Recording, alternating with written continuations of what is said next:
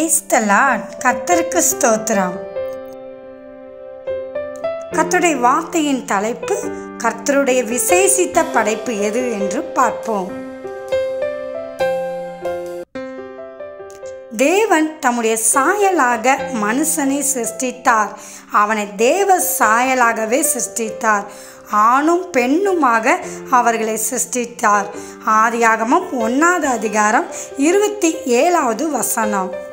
எனக்கு அன்பான சகோதர சகோதரிகளே, தேவன் படைத்த படைப்பு எல்லா படைப்பை காட்டிலும் மனிதர்களை மட்டும் தேவன் அவருடைய சாயலாக படைத்தார். அதுதாங்க விசேஷித்த படைப்பு.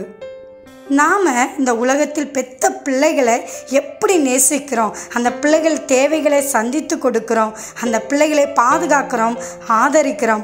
அதே போல தானே நம்மளை படைத்த தேவன் நம்முடைய பிள்ளைகளை நேசிப்பதை காட்டிலும் அதிகமாக நம்மளை படைத்த தேவன் நம்மளை நேசிக்கிறார்.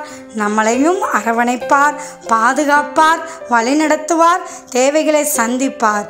நீங்கள் எதை குறித்தும் கவலைப்படாதீர்கள், சோர்ந்து போகாதீர்கள். தேவனிடத்தில் எல்லாவற்றையும் சொல்லுங்கள், அவர் பார்த்து கொள்வார். ஆமென்.